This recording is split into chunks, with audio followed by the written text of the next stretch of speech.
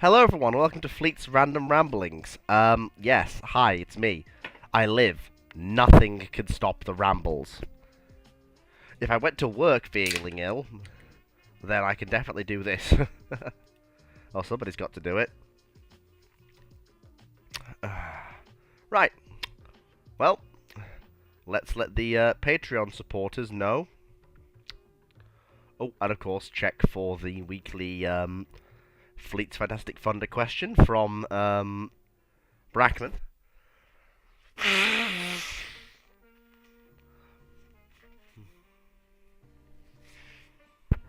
Apologies if you hear any schnoz blowing, but the schnoz blowing is required for ramblings to continue. Because if my schnoz gets blocked, that's it. We've had it. We're done. Can't go on any longer. Yeah, Nurgle may be trying, but I ain't out. They can't put me out that easily.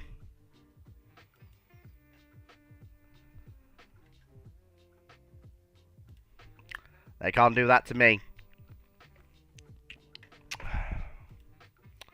Right, okay, so put that over to one side, like that, and then scroll that down, like that.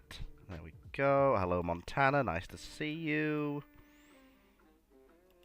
Where are we? Here we go. Start the stage.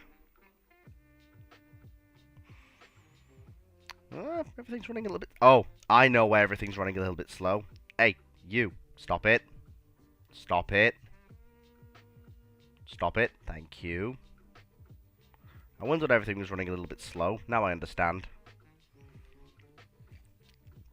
I'd forgotten about the bandwidth consumer.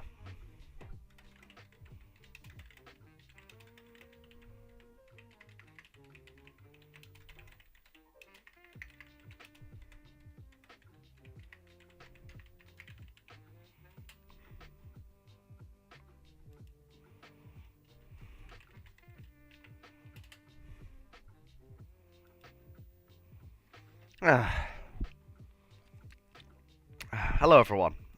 Yes, you thought I was dead, but nope, I was merely fighting Nurgle, and I won. I'm winning.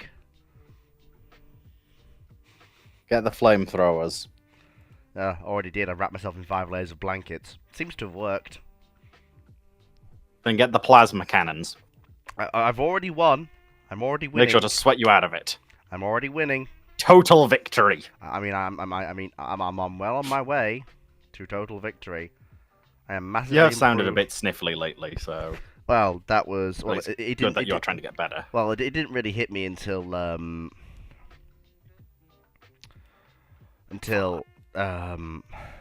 brain functions. Brain no function. It didn't really hit me until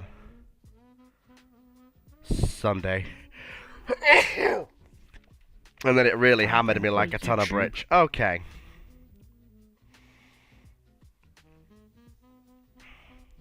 Okay, so Brackman has not asked his question this week, which is a bit weird. He's entitled to one question to be answered for anyone else's. Yeah, no question for me today. I've got nothing. Said in the text chat. Okay, well, I'll still take the money.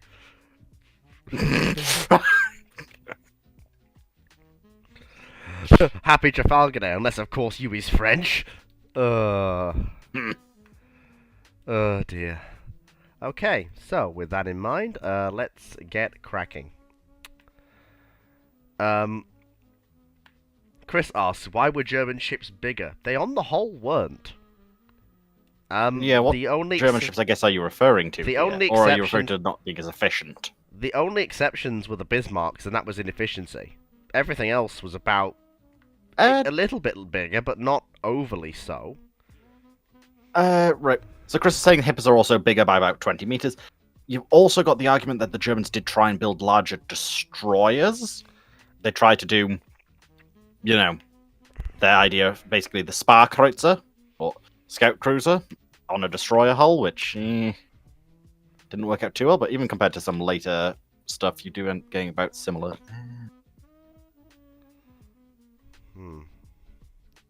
trying to bring up exactly which one I'm remembering. 36Bs, because 36Bs were 3,500 tons displacement for a destroyer. Like, why were German ships bigger? There's no real strict, hard and fast rule as to why they were. It's like saying, why were the Queen Elizabeths capable of doing 24 knots? Why were the... Well, we know Jellicoe would have wanted to try and get more out of them, but was told no. No, but you get yeah, the point. I get what you mean. It's one of those... It's a very, very vague question that doesn't really have an answer apart from they were bigger. And even then, it's only in certain cases because...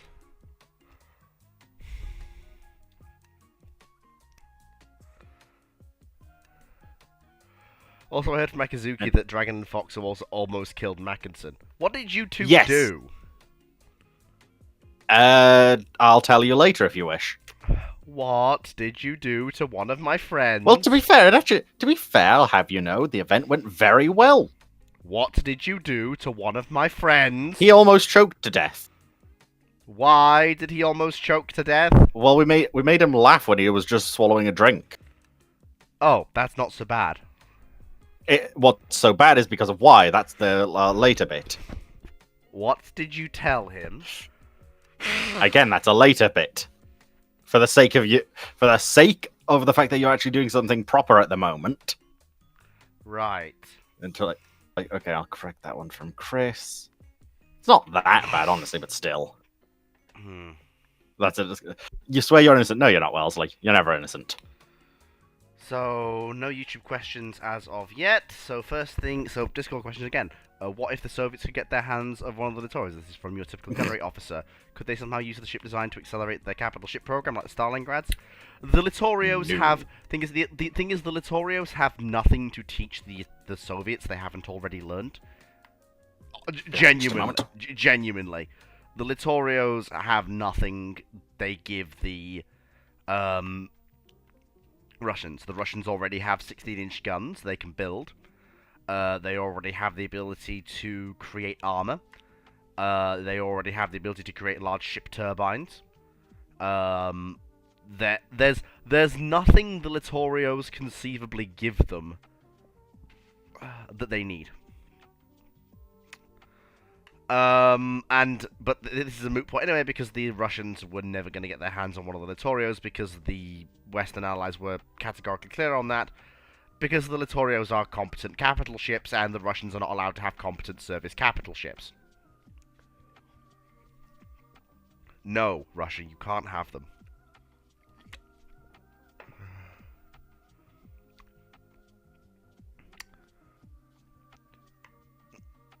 If the USN had not lost... This is a YouTube question from Knight. If the USN had not lost several ships in Typhoon Cobra, would we even remember it? Given that a large chunk of US sailors also died in Typhoon Cobra, even amongst the ships being damaged, we probably would still remember it, because sailing into a typhoon is just a very silly thing to do. Especially when you're in ships that have engines and can just go around. It probably would still be remembered.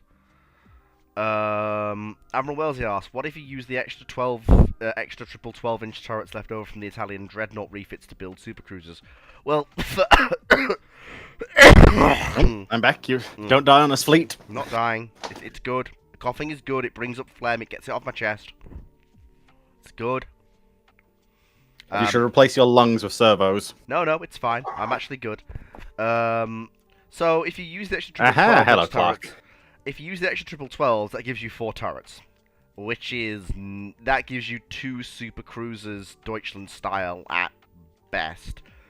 If you strip out the guns from the triple turrets and then you've got 12 guns, which you could split amongst 4 super cruisers with 3 twin turrets each, which is better, but you've specifically stated you want the triple 12s used, aka just the turrets, which gives you a pair of super cruisers at best, or a ship armed with 4 triple 12s, which is basically not really a super cruiser at that point. You're looking at a battle cruiser, basically. for the Italian fleet.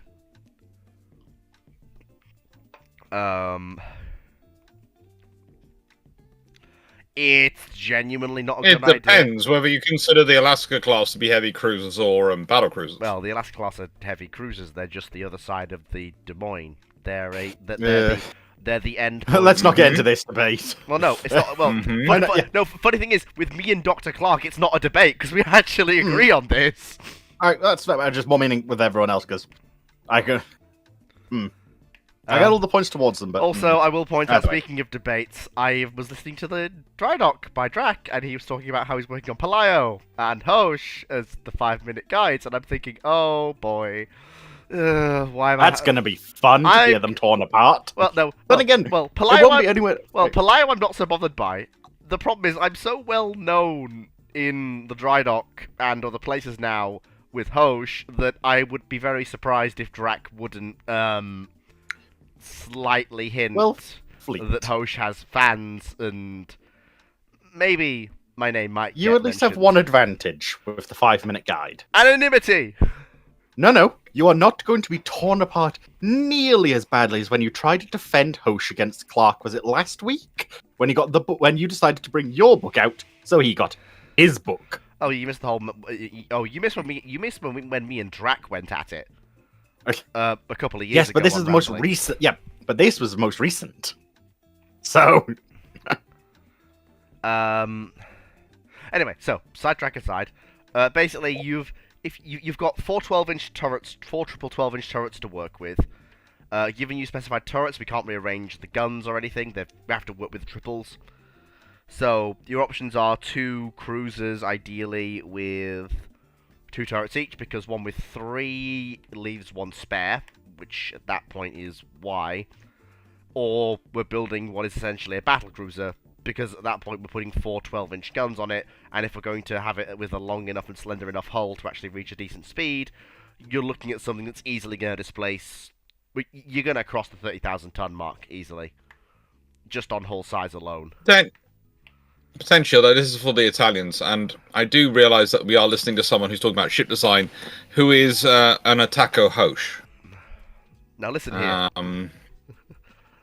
That's the only way I can really describe it. I don't think there's really an English word which can really describe how far you take your love for Hosh. So I've gone for Japanese. You're an Attacco Hosh. Oh, Shiva. Please do look it up.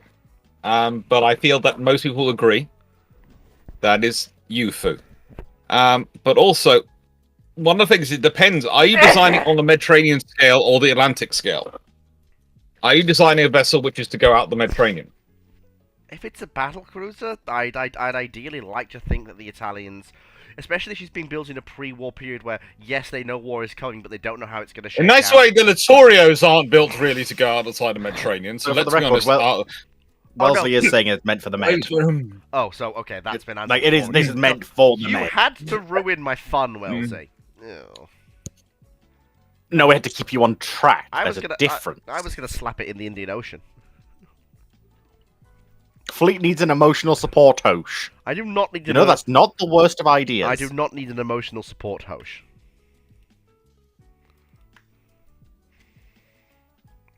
Of course you do. Always do. No, I'm fine. I've got my... It's either that or Hosh needs an emotional support fleet. Yeah. This will never end.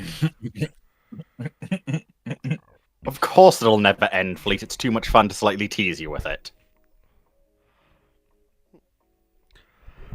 I think it's a shame Foxo's not here, because Foxo would have spotted something by now. She's currently relaxing a bit after a stressful day at work.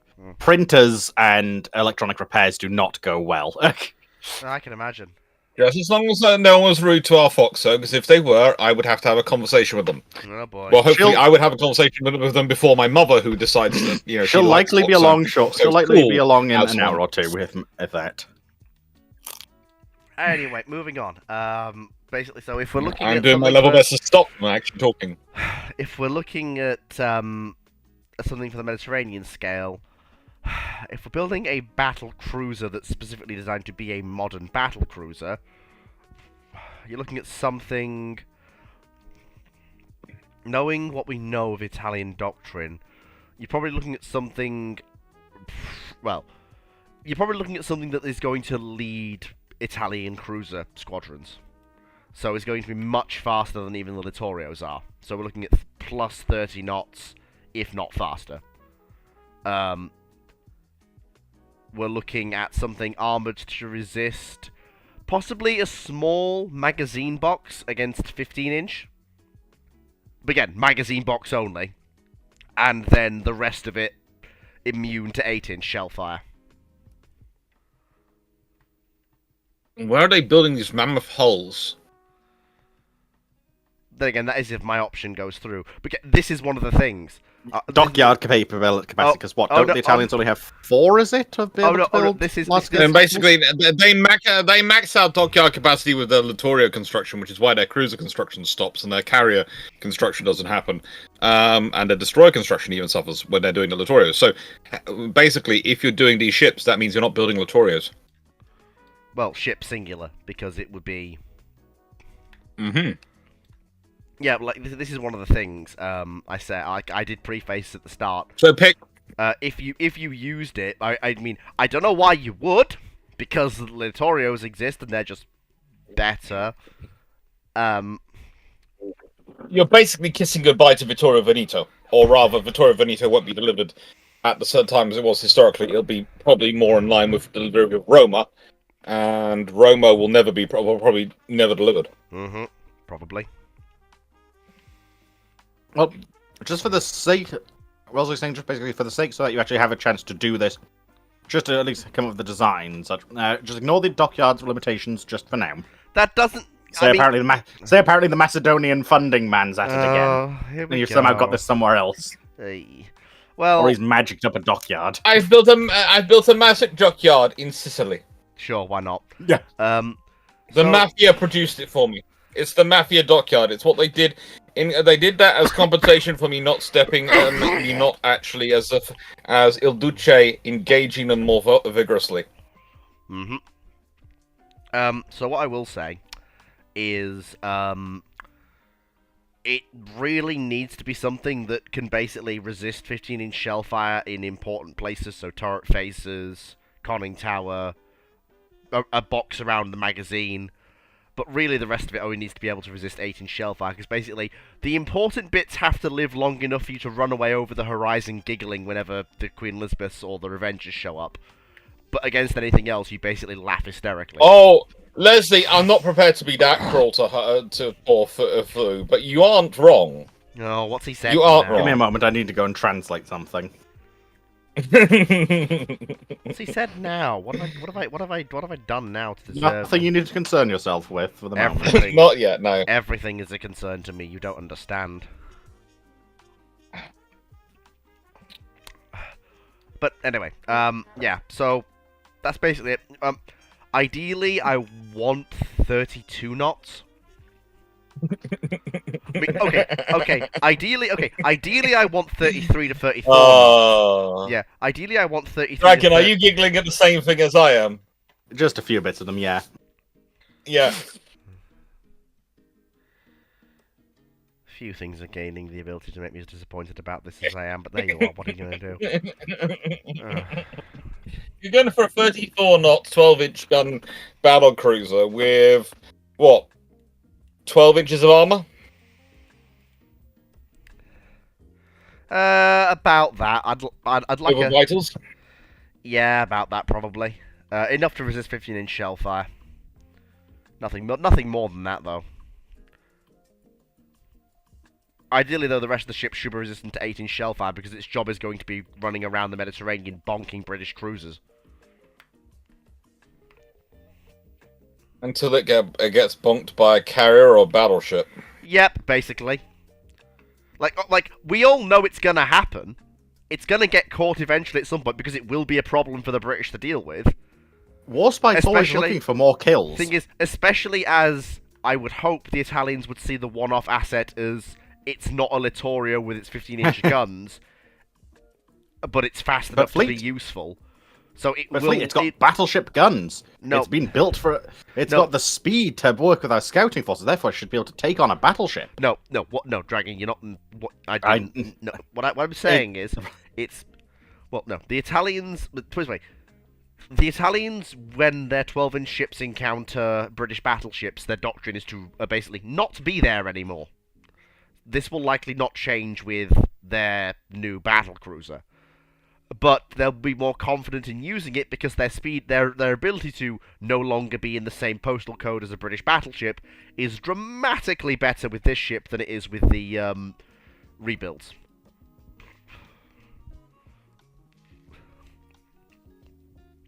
It may cause some issues for British attempts to interdict convoys to Africa with surface ships, as the British did for a good chunk of the Mediterranean campaign. It might end up being used as the convoy runner itself, as the runner itself, running goods backwards and forwards. Wouldn't surprise me, because it would also remove one of the problems that the Italians have, which is merchants being sunk by submarines. Because I would love Which means it probably ends up running into a pack of Tribal-class destroyers, which unceremoniously sink it. Could be. It's going to be. It's going to be what happened? Which is, after all, what happened to two of their cruisers at Cape Bon. Yeah. It is going to be a. They had a nasty and close encounter with two Tribal-class destroyers, and then didn't encounter anything else other than the bottom of the sea. Yeah, she's basically going to live a Congo's life, if you get what I mean. She's going to be heavily used. She's going to be in a few actions, but eventually something is going to find her, and she's going to die. Because she's in the same niche as the Congos are. She's not as valuable as a Littorio, but she's far faster than the rebuilds of the Italian. Being finished? If we're using a Macedonian dockyard, she's probably finished just in time for Italian entry into the war. So, all I'm hearing is that some swordfish might have a very juicy target. She may not be in Taranto.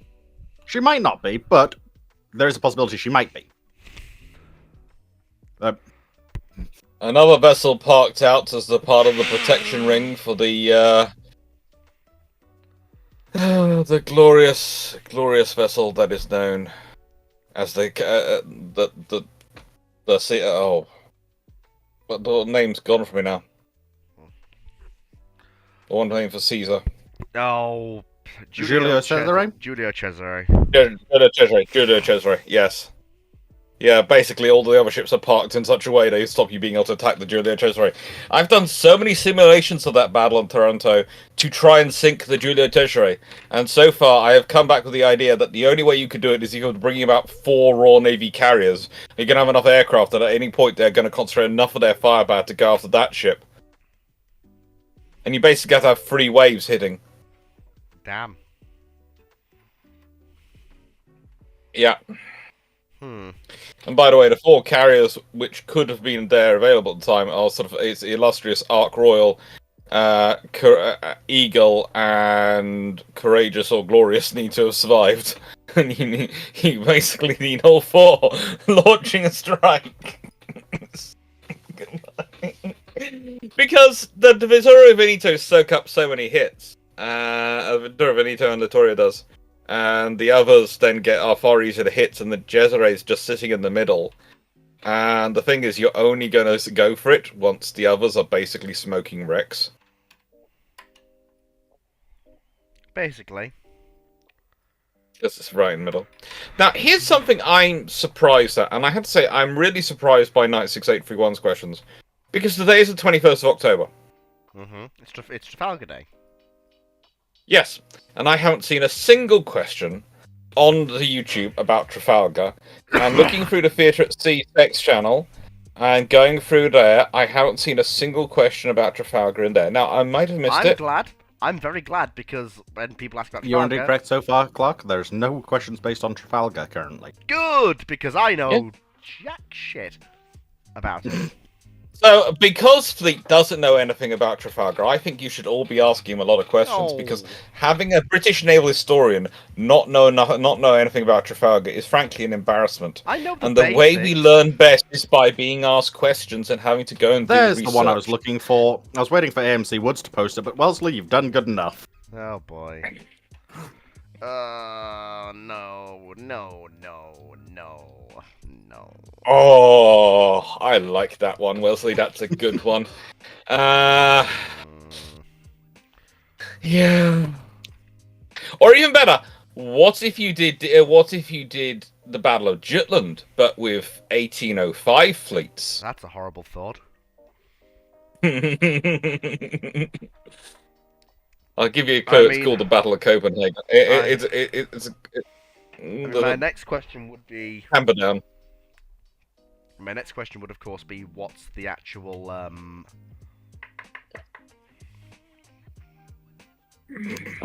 Anyway, so we've You're getting plenty of questions now from random things. Yeah. Yeah, this is not. I think from now on, until for the next year, until the anniversary of this next year, someone should try and seek to make sure there's a question every week about Trafalgar, so that Fleet knows about his Trafalgar history.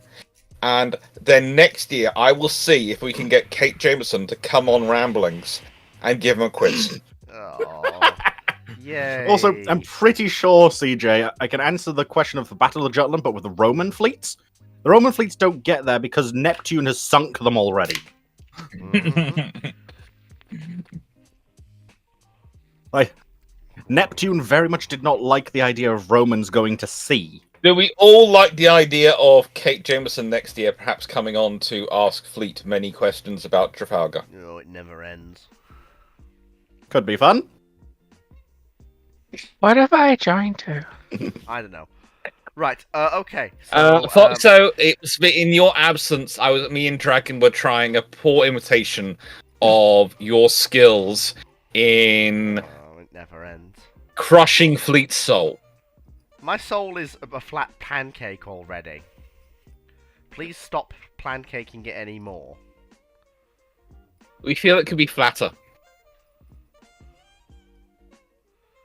You're doing well. Mhm. Probably won't stick around for too long. You sound pretty tired. I believe it's YouTube now, Fleet. Oh yes, it is YouTube actually.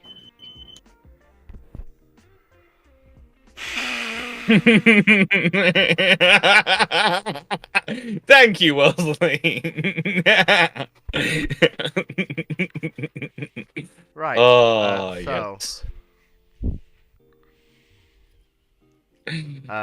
Yes. Thank you.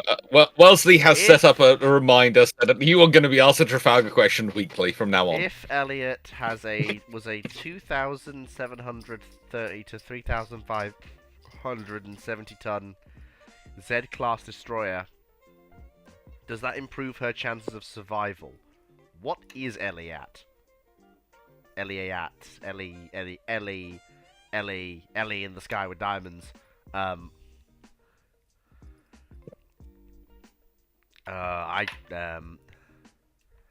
Okay, what is this ship? Are we talking about the INS Elliot, which was a SAR 2 missile boat? Or the SAR 5 corvette?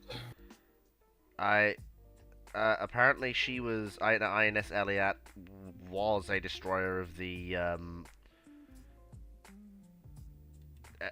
was a Z-class destroyer that was blown up by Egypt in 1967. Oh, so it was HMS Zealous. Yeah. So, yeah. So she already. What was the question again? If the Elliot was a 2,730 ton to 3,570 ton Z-class destroyer, which, so you're saying she's just a Z-class destroyer, but bigger? Does that improve her chances of survival? She was hit by 3 Styx missiles. Yeah. In the nicest way, she'd have to be the size of a supercarrier to survive that one. You've got to have a lot of subdivision to take being hit by that much missile power in 1967. I'm not gonna lie.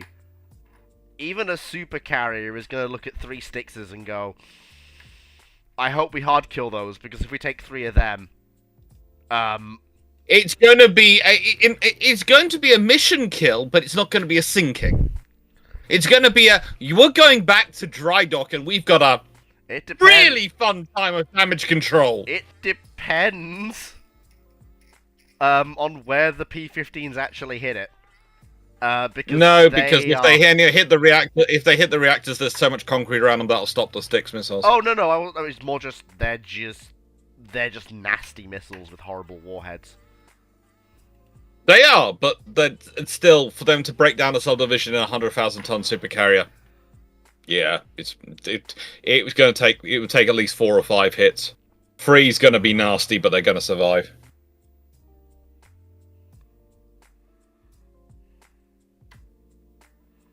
But yes, you basically need 2 of those to destroy to make the destroyer have no chance.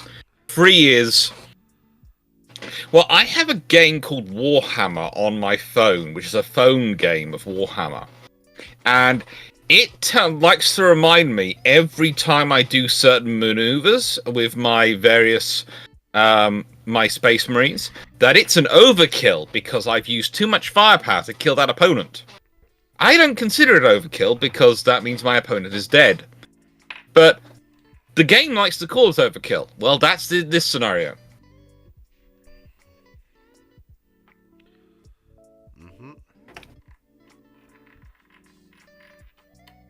Overkill, to be certain, is better than slight underkill or appreciable amount of kill and accidentally not killing. I can work out how bad a day Foxos had by whether or not they've noticed something. You two wouldn't notice it because, frankly, your abilities of observance of the video behind me are not necessarily as good.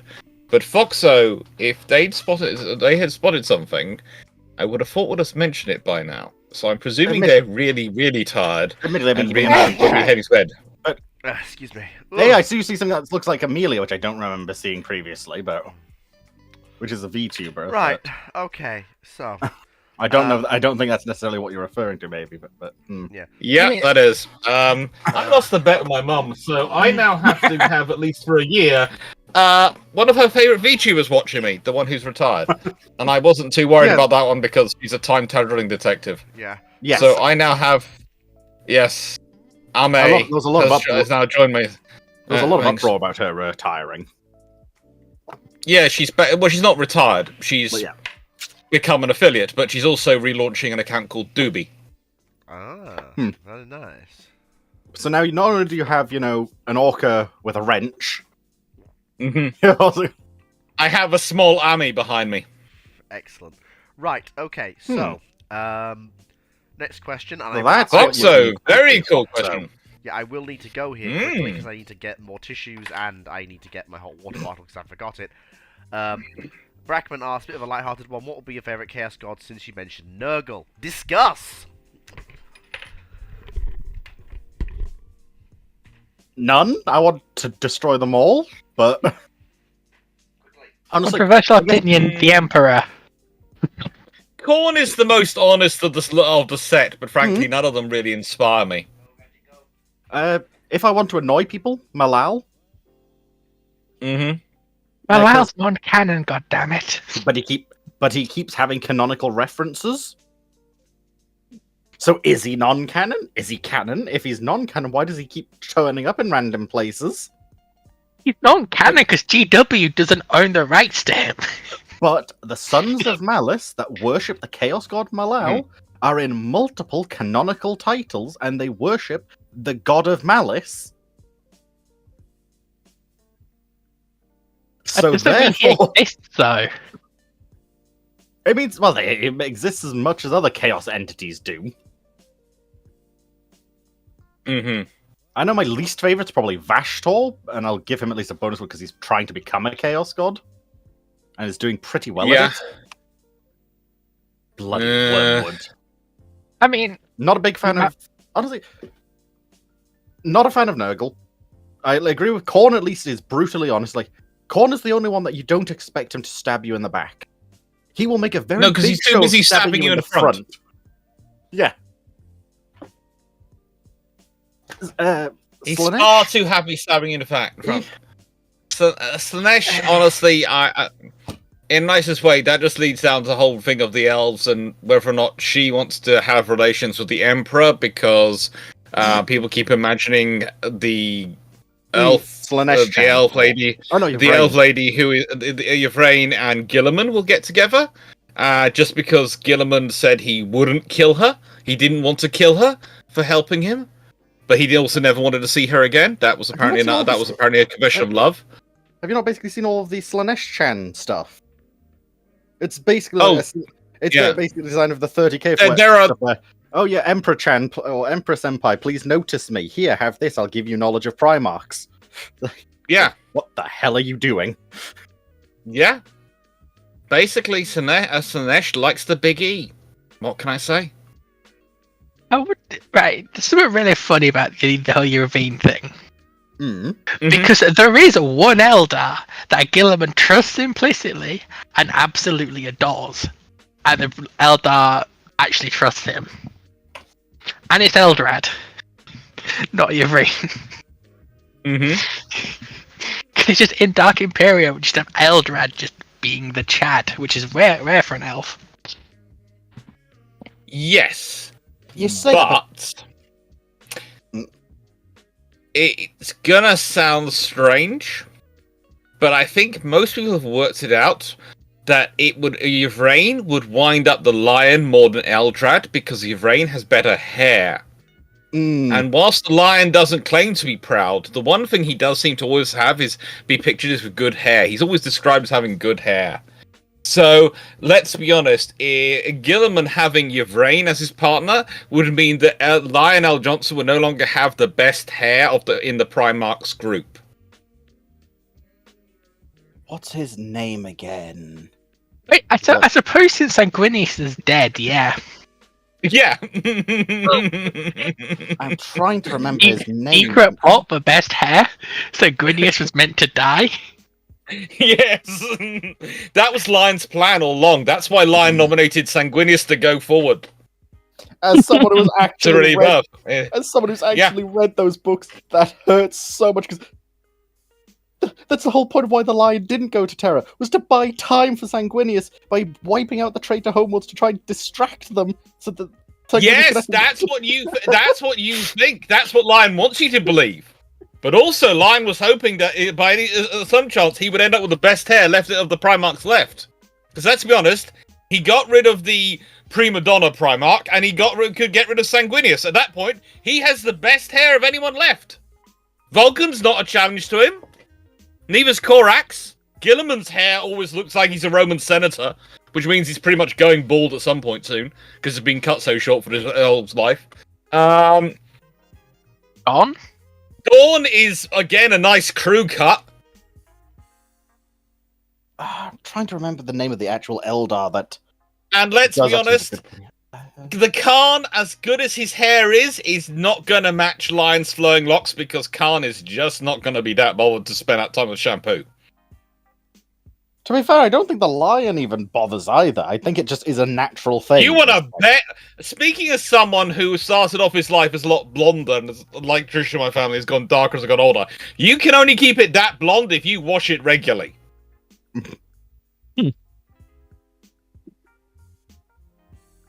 And I don't know. Korax, he's got Primarchs really might nice have long genes. black hair, but it's probably a raven's nest. Yeah.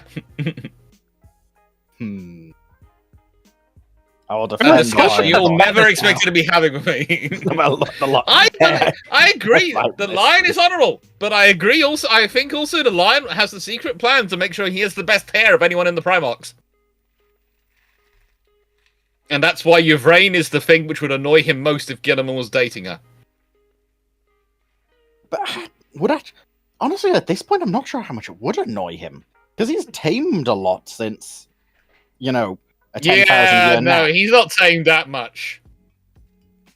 Well, he is tame enough, at least, the people who did literally explode his home world to not kill them at this point.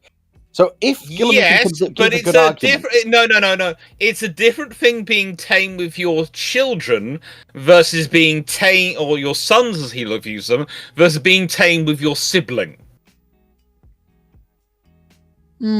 And it wouldn't be the first time the lions almost killed Gilliman, so Yeah. it could very much potentially happen again. Wait, if all Yep. the Primarchs got parts of the Emperor, does that mean the lion got the Emperor's hair? Because the Emperor's always described having the best hair in the galaxy. Yes, indeed, Chandler, that is Yes. indeed something he did. Like, I think one of the descriptions in the Unification Wars is long, glowing brown locks that glow in sunlight, as to the point you can see every single strand. I Yeah. don't think that's the lion as much, but But That's the Emperor, and the lion I thought inherited that.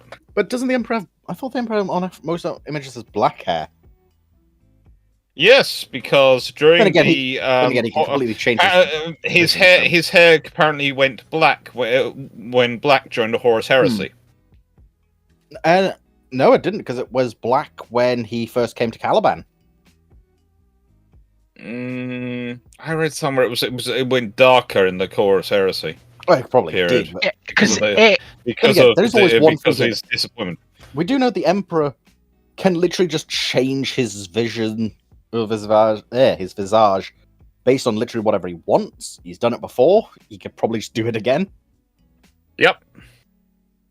There was that whole portal thing, which did make him look visibly older, at least. So, Mm-hmm. didn't the lion sleep next to the rock that makes you old? no, you keep making this joke. Honestly, the question of how he actually did get old is a bit of a weird one, because he was in a stasis field, basically. Like, he was trapped on board the rock in apparently a stasis field, if I want to recall, with the Watchers watching over him, waiting for the time he will need to awaken.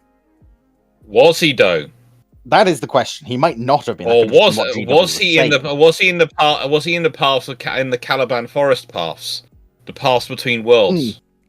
Which, honestly, even if that's just psychologically aging him, it wouldn't surprise me if, because whatever that realm is, And did because, also let's be physically honest, affect him. the Primarchs are as much a product of the warp as they are the Emperor in some regards. So yes, psychological. His body might be reflecting his psychological image of himself. Which, as Chandler Wiser, pointed out, older, more mature. which, as Chandler pointed out earlier, he literally went and broke an entire Chaos Warband's back, thinking he was cursed, kept yelling at them, release whatever this foul warp magic is, and then got very annoyed when he was just told, ha ha ha, no, we're not using any warp magics on us, we can't with what you've done to us, you're just old. Mm-hmm. Like, So that might be one of the most suspicious things about what's going on with Caliban and the Dark Angels right now. It's some of the descriptions of the Watchers. oh, How demons don't mess with them. oh yeah, no, like, right. The Watchers have always been a very powerful anti-demonic thing. It's why on the tabletop for a long time, they just could deny psychic tests, they could just negate demon summoning, and now they only basically protect you against certain things, but it's better than nothing, I guess. Like, the Watchers are terrifying creatures that I find very cool.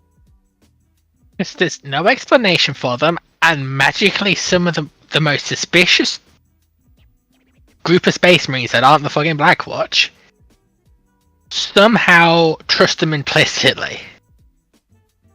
That's And we because they're don't know literally that's because they're beings of Caliban, and they were, their threat.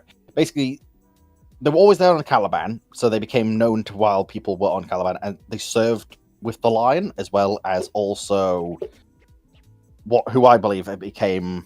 I forgot his name. Cypher. That was right. And also the first Legion after Caliban shattered, they still appeared on the Rock. So I suspect at this point it's more just ingrained of these guys are with us, therefore we trust them because they also help keep our secrets. Like anytime a chapter master has to, become a new, anytime they get a new chapter master, they have to enter a basically pure white gate with two, what's literally described as blindingly bright white light style dreadnoughts guarding it, with the Watchers holding a key. As we learn in the Azrael book. So, the Watchers are fascinating creatures that I quite like. And the fact that Chaos doesn't want to mess with them is a pretty useful thing. Yeah, it's also a scary thing. Yes. Yeah. Because we know from some of the shortest horror stories that there's a lot of eldritch abominations and godlike beings that aren't chaos. But even chaos will still try and mess with them. I think one of them's the thing in the rain, which is about a flooding hive world. But Zarathiel, that's the one I was trying to think of. and the fact that chaos doesn't mess with these little buggers, something's wrong. That's very wrong with them. Because you've also got the whole issue of the Ouroboros, which the Watchers are its jailer. Which is... The Ouroboros seems to be basically a part of a sentient warp-based AI. Which has the ability just to negate warp storms and give perfect warp travel. I know some did theorize for a while that the Watchers were basically what's left of Caliban's world spirit, Eldar style. Because Caliban got corrupted when Slaanesh was created, so it's possible that it had a world spirit a bit like Fenris, and basically what's left of it is the Watchers. Because they were trying to contain the warp taint on Caliban.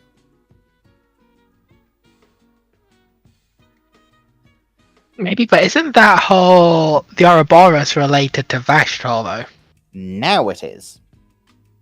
But until think- the Ark of Omen, we only had one thing where combining Ouroboros and I can't remember the other one because there's 3 parts. But at one point, Ouroboros also was able to create a portal back in time to the pre-heresy Caliban, and that which the chief librarian of the Dark Angels at the time convinced Azrael, no, destroy it because we can't let Callus Typhon also go back in time. We need history basically to go the way it was meant to. And otherwise, who knows what happens? It could be a warp-based trick. But eventually they do destroy it. But Ouroboros remains.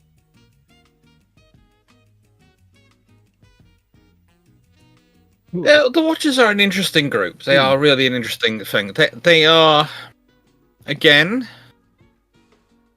you're not quite sure whether they are. How do I put this politely?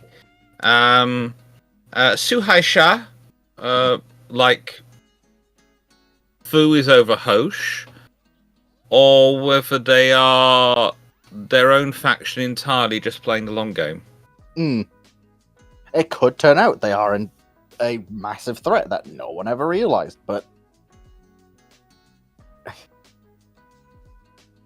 yeah, it's why I like them because it's one of the. It could turn out that they are vat-grown servitors being controlled by an AI, which exists in the remnants of the rock.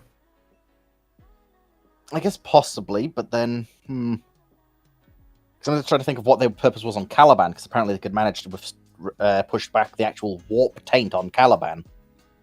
Yeah, because this was it could have been. It was set up as an AI was set up to do that, to try and keep the warp taint from Caliban for some reason a long time ago, and the Watchers were its tools for doing it. It's all something. Normally I like having information on things. These are one of the few things that I like not knowing. I'd say that the presence of abominable intelligence or artificial intelligence, depending on your perspective, in Warhammer 40k seems more and more likely to me. There seems to be something sitting around. There are certainly some things wandering around. And there's the fact that the Mechanicum themselves don't seem to realise that their largest ships are built around AI-controlled... what are they called? Those things that can produce everything. STCs? Yes. Yeah. The fact that these AI-controlled STCs basically build a ship around them, and then the Mechanicum's gone, this is our largest ship! We don't know how we constructed it. This thing literally That's fires black hole guns. I well, don't know where we got this technology. well, that was fun. Yeah, Let's trust it. Because the big thing about the STC database on Mars is that The theoretically, question is, did Fu have to rush to the loo with a picture of Hosh? Now Because, listen here. as I said, he was too high sharp Hosh. Now listen here. Or did he have to go to the loo because he was not feeling well? I would like to take odds here. I thought he was I'm going to take filling up odds hot from water bottles. Dragon. I did, and then I went and got a coat. So that's what you call it. And then I went and got a scarf. That's what you call it. And I But also yeah, have my hot That's water what you're bottle. calling it. No, That's what you're calling it. I'm not calling it. Yeah, anything, indeed, it's what it Chandlord. is. Mago's call is. Is indeed your doing hot tech water heresy. bottle cover a knitted Hosh pattern? No, it's just a hot Yeah. water bottle. Alright, Lord, I have to point out, Cole technically is not making AIs. He's just cloning his own brain. And then using them as a, and then merging his brain with the clone brains to make himself smarter. Hmm. Well, right, Gunner By Officer, that the is entire reason, multiple personalities. Right. Anyway, Gunner moving- Officer, the entire reason why we've been doing this is because we were waiting for Fleet to get back, who is now back. Although we have now put enough stuff into this chat, into ramblings, that who knows what questions will come up, because there is Wesley has promised to do us a Trafalgar question every week from now on till next year, and a set of diary reminder for every week from now until next year, which is good. So where were we? I'm looking forward to that. I think you there just should answered also it, be I think also there should be for the favorite question, which I think really Fleet should be resting with weekly, is which god under current publications, which of the Chaos Gods would most likely think Hosh embodies their spirit? Nurgle. Are you sure, Nurgle? Entropy decay looks horrific. A waste of time. But yes, it's a Discord question now, Fleet. I would have made a joke about a great it's a unclean YouTube one question. there. Yeah, you literally just I'm pretty sure you literally just answered the Eliot one, which is Yes. from Knight. Yes, So- and then I left you all with a Discord question. Oh, did you? Right. That was Fair enough. Fair enough. Right, so then back to YouTube, which is another Knight one, I believe. and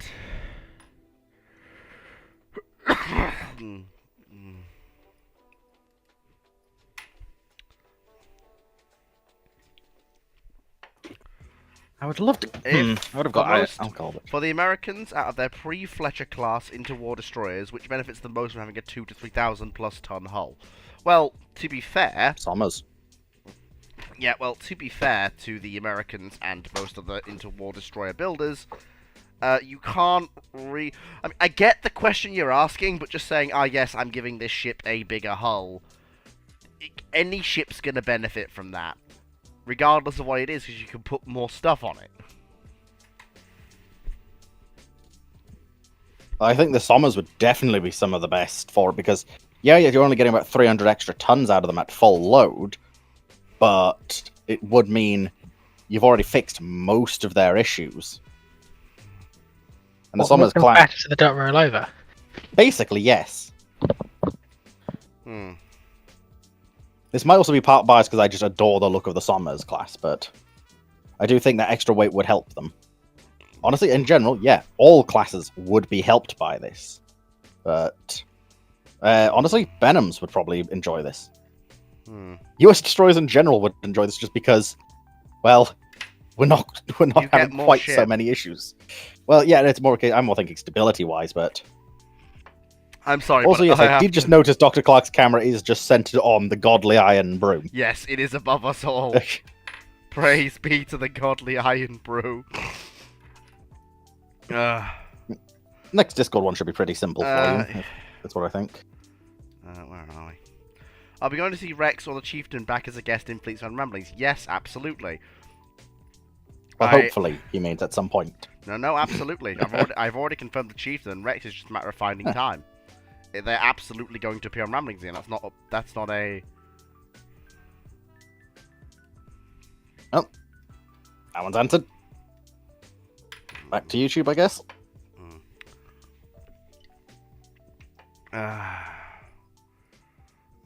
So YouTube question.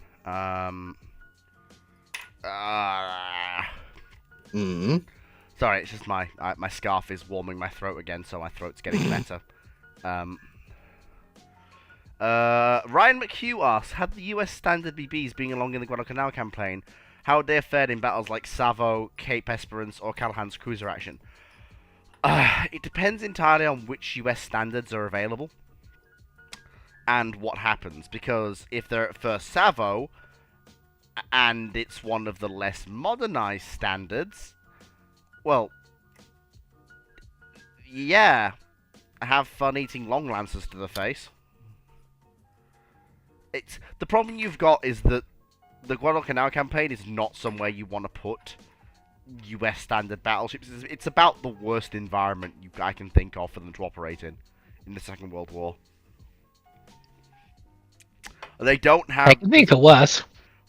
I can't. The Baltic, the Black Baltic. Sea. As in realistic operations, they could have been deployed to Foxo. The Baltic. No, they couldn't have been. That could be. No, they couldn't have been. Anyway, Yeah, Denmark. That's not the Baltic, that's the North Sea. Oh. The area between Denmark and Norway is part of the Baltic. No, you have to get through the Danish belts to be in the Baltic. I said anyway. Moving on. Back to the question, or moving further swiftly onwards.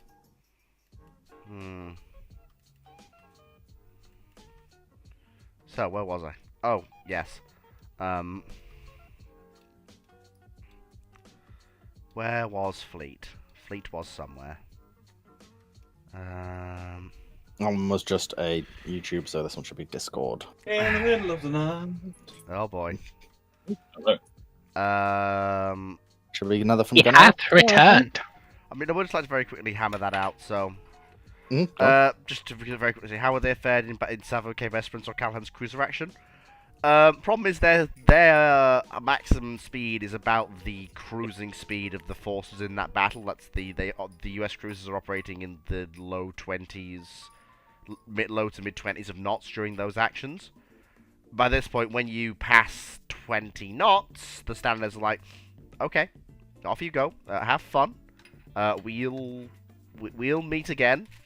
Don't know where. The standards were designed for 21 knots as their entire life. So basically, they're designed around the idea of a commonality of action for a battle fleet and working together as a battle fleet, which makes sense. But it's one of the problems of once you pick a speed, you have to hope that nothing else changes in the world. And the trouble is, the British built their 21 knot battle fleet and then started working on their 23 knot battle fleet. Yep. And that's a problem. And realistically, the British were aiming for a 24 knot battle fleet or a 25 knot battle fleet. Problem is, the standards don't really work in Guadalcanal. They're not really that useful. Oh, you can do something with them, but it's not particularly nice. It's kind of dissimilar to the sort of what can you do with a load of pre-dreadnoughts at the Dardanelles if you're really prepared to do it. You're not suggesting what I think you're suggesting, are you? Well, my suggestion for how to win the Dardanelles quite regularly is, well, if we'd done the same thing to them we did to some of the inshore monitors, i.e., empty the front compartments and several side compartments, fill them up with cork and seal them up, and then just rammed our way through the minefield, we'd have probably got to Constantinople or Istanbul or Byzantium, depending on whatever you want to call it. Honestly, I'm glad. I just find it amusing. The first thing you called it was Constantinople. Well, it was Constantinople at that point. It's Istanbul today, and it was Byzantium before then, and before that it was. Well, no, it was Byzanton. No, it was because Byzon. The Greeks had a name for it as well. Yeah, the region was called Byzanton, and then it was Byzantonopolis. Something became similar bit and with Opolis. After the city was founded, but small village at the time. Constantinople was not such a long time ago. No, it's basically the fall until pretty much the fall of the Ottoman Empire and the rise of modern Turkey. It was Constantinople. Then it became Istanbul. Mm-hmm. For over 1,000 years, it was the city of Constantine. Mm-hmm. Mm-hmm. Okay, Constantinople, the city of Constantine. Fuck yeah. Arguably worse It was Roman Empire. renamed in 1930. What happened in Right. 1930? The Turks renamed it because the Turks were very Turkish. Right, Why didn't we just... Next question. Yeah, probably. So, a YouTube question? That one was a YouTube. You're on Yes, so you need to do a Discord. Discord now. Do you think the M48 tank is already outdated by the late 60s or early 70s compared to other Western tanks like the Chieftain AMX and Leopard 1, especially in Vietnam fighting against PVN T-54s? Also, the same applied to the M60 in the mid to early 80s, even when the tank is armed with a 105mm. Well, of course! The M48 is a tank built in the 50s, and it needs upgrade packages to remain competitive. As in, this thing, remain competitive. You have to upgrade it with a 105mm gun and at least thermals to remain competitive. Of course, a basic M40 would be outdated if you put it next to a Chieftain, an AMX-30 or a Leopard 1. Though in Vietnam they're not obsolete at all. In Vietnam they are the meanest, nastiest things on the battlefield because they never fought T-54s in Vietnam because the T-54s in people's Army of Vietnam only appear when they're fighting the South Vietnamese. And I hate to say this, but the South Vietnamese M48 crews, they may as well not have shown up. They were not very skilled in operating those tanks. Like most of the South Vietnamese army was propped up by the United States. And the French before then. In Hmm. a number of aspects, they managed to do pretty well. You sound like you've been listening to a lot of North Vietnamese propaganda about the South Yeah. Vietnamese army. Like, the South actually fought pretty hard, and a good number of areas Yeah. fought pretty good. Mm. And the armored corps were one of their elites. Why did the North Vietnamese armor batter them aside? Well, that's not what I meant to do. And I'm talking about legit- during the continuation war, the war after the United States left. I'm aware when the United States was there, South Vietnamese armor did very, very well. But It's mostly because there's a small problem that similar things happen in Afghanistan. I'm sure we don't learn the lessons. Because it wasn't the Americans it wasn't the army and the ground troops who had the problem. It's the logistics behind them and the support technicians who all get out at the same time as the Americans because they're all American contractors.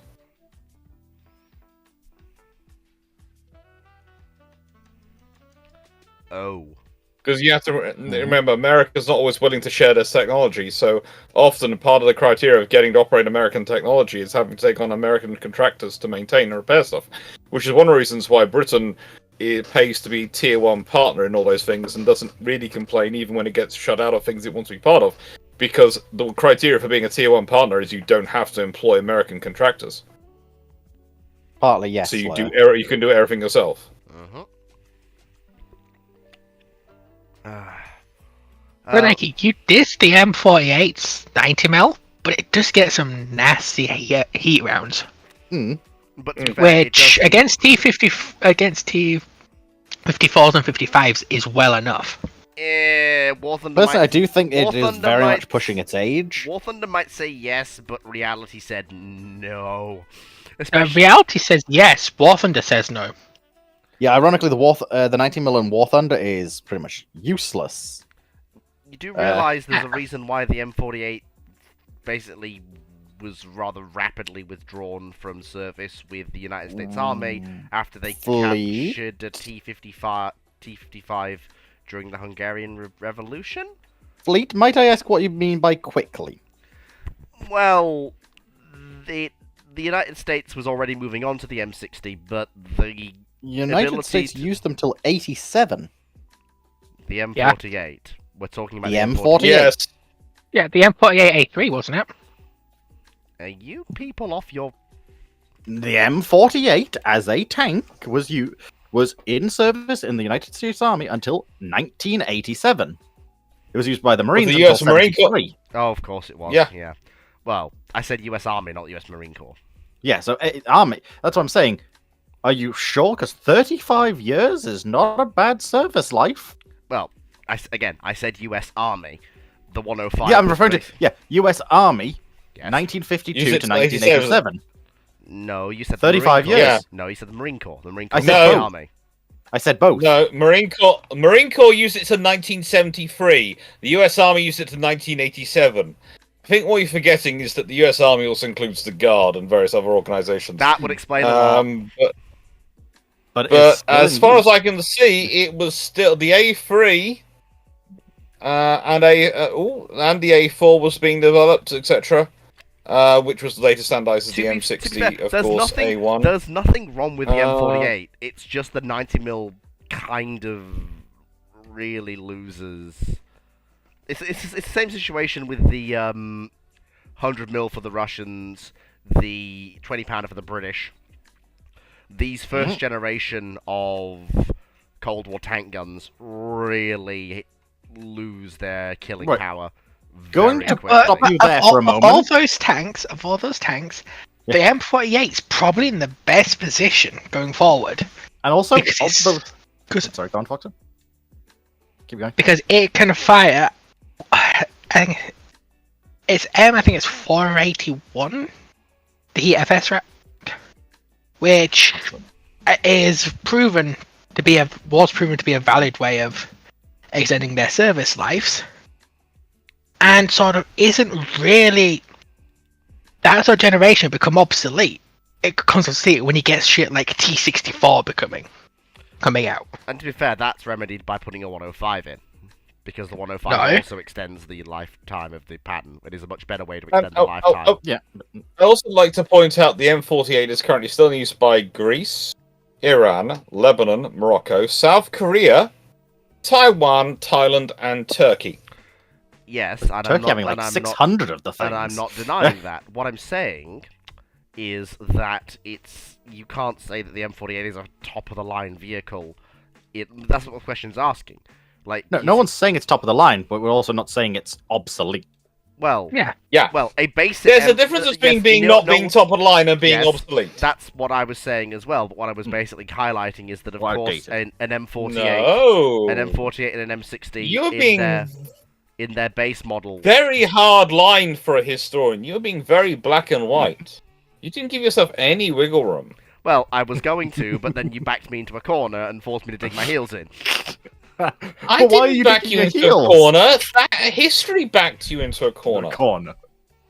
I'm sorry, Fleet. That fact was- and All logic I backed you was- into a All corner. I me was and Dragon defending- did was I was defending- retail you the history. I was defending a point I didn't even want to defend Then why there are you you go. defending it? because you were on the other side, Yeah. and someone has to play devil's Yeah, but advocate. no, they don't. Yes, they do. Always someone.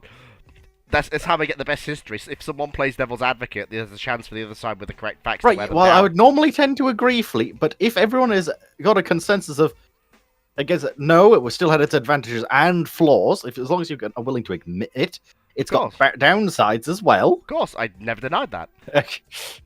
Anyway, you want to grab one from YouTube? Because I think there should be. And one let's from be YouTube, at honest, least. the mine ramp browser is still very popular. Weren't there plans to convert the Fusos and Issei's into aircraft carriers? No, never. No, Not worth it in the least. And So, no. and they're not as easy to work with as the Issei. And the only reason the Isseis and Hyugas got their flight decks was pure desperation. At that point, if you're converting a fully finished battleship, just make a new goddamn carrier. Or convert a liner, Which is what they try. Or convert a liner, or a light cruiser, or literally any other hull. Which is what the But convert them Japanese to Agamis, they're not going to do much as they are. To be fair, they planned to do that with the Ibuki. Hello, Phoenix. Hello there. did. Well, he's here. Bring him up. It's always worth doing. But okay, so that's that. Okay, Chandelord. Chandelord. Palaio versus Hosh. Well, that's fairly straightforward. Palaio absolutely dominates Hosh. It's not even a contest. She's a more modern ship, better laid out. Palaio dominates Hosh. The battle's over in about half an hour, with Hosh being a Alright, burning wreck. I could still see it being in a fair number of times, it being a Pyrrhic victory. A pre-dreadnought is still a pre-dreadnought. Well, no, They- Palaio... No, but Palaio is still an ironclad, and her armor is really not that great. Yeah. Come. It's like, So whilst Hosh is an earlier ironclad, there isn't enough separation that while she would certainly win the Battle of Hosh, the damage which Hosh might inflict on Palaio, especially post her midlife refit, could certainly be enough to hurt Palaio to the point at which Palaio is sinking before she gets home. It could be a Cormorant Sydney scenario. The problem is that Palaio is basically the Marceau class, which are Host's half-sisters, but better in every way. She's got far less Yeah, of a she's not though. She's much better. Because she's the version produced for the for non-France. Yes, and because of that, she has And less of the flaws she's also that the got the Marceau French- class have. No, she has even more of them because she also has arguably worse armor than Hosh does. Because by the time you get to the Palaios and her, you have all the problems entering in with the people who are trying to muck around with the purity of armor manufacture and the metallurgy of it. Crusoe steel. So- yeah. That's Yeah, fine. so basically, this is the problem. While she what? certainly with her fire control, etc., she wins the fight against Hosh. Sorry, Vinny. I'm fairly certain she gets damaged to the point at which she ain't getting home. The thing is that Am I while mistaken what would that means, by the way? I would Phoenix? agree with The you, Grand but Hotel. That is what that is, yeah. I do think that Palaio's actual secondary battery way into this, because she actually has a decent. Are you number... arguing against this just to try and get out of being called the Suhai Shah Hosh? No, I love both. Are you arguing against Hosh just to get out of being called her Suhai Shah? No, I love both ships equally. Palaio and Without Hosh. even knowing what Suhai Shah means. Yes, I don't know, and whatever it is, it can't be that terrible compared to some of the other things I've been called in my life. Well, let's put it this way: it's an improvement. You could argue from a Taku Hosh, I have no doubt on and that front. Leslie did produce it. Like, I will at least give her... Like, Hosh will probably be able to hurt Palaio pretty reasonably as well. They can both hurt. They can both hurt each other. The key thing here is that we're in the age of Hail of Fire, and I think it might just come down partly to luck a bit. Oh no, there is a lot. Who gets a good hit in first? There is that. But what I will say is, we are in the age of Hail of Fire, and so we have to consider secondary battery. Palaio has 9 5.1-inch guns. Indeed. Mm-hmm. Oh, sorry, no. She has as built. She has No, 12. So it depends if we're going in as built or as reconstructed. If she's as built, she has 12 4.7-inch guns, which is. See, Dodders, if you send your address, after admitting that posting a picture of it is a crime against humanity, if you send me your address, I'll make sure the police come around and pick you up, because frankly, you do deserve to go to The Hague for that. But what I will say is, that secondary battery compared to Hosh's, Hosh's secondary battery is anemic, to say the feck. I agree, but the difference is, in a nice way, I'm saying Hosh dies in the battle. I don't think she makes Palaio might not come home. Oh, actually, Palaio makes it home. no, never mind. I was wrong. She's got 18 5.4-inch guns as completed. Huh? Hosh surprising me once again. Yeah, so you were maybe arguing falsely against. Maybe You were maybe arguing against Hosh just to try and get out of it. No, I was. You were arguing against Hosh just to try to. No. You were a false prophet for Hosh. No, I was mistaken. I I thought you she need to was go and armed do with. self-flagellation. I think you need to go and whack yourself hard for that, for going against the thing you prophesized for. I thought she had 3.6-inch guns for reasons I can't quite remember. But no, she has 5.4. You have just spent the last few months denigrating your goddess. No. The Shall we last few minutes right, denigrate. It's No, just I Do we want to move on so we can save you a bit? I mean, sure. I'll throw you this bone. I don't really need saving. I've not done anything that controversial. These are my two. I never said anything about controversial. That wasn't. I mean, what I we did saving cannot- from. I mean, I have I my cannot two. imagine the fact, you have denigrated your goddess. And honestly, I don't know how we can even trust the word you say anymore, because you've always been so pro-Hoj. It's been your constant. It's been your touchstone. It's been a thing we can have faith that you are being honest because you're honest about your love. And you just spent the last couple of minutes denigrating her just to try and get out of the accusations. No, you forget You that truly had your... You truly had your... it's not quite a Judas moment, I suppose. I don't think I could say that, but... Are you done? It could be a Peter moment. You did deny your faith in the Hosh. No, It's quite rude. It's quite cruel. I've never had faith in Hosh. She's my favorite. But Pelayo's also my favorite. And when it comes down to the two ships in a fight, I know realistically which is more likely to win. The more modern of the two. And bear in mind, Hosh is first, Pelayo's a close second. Always has been.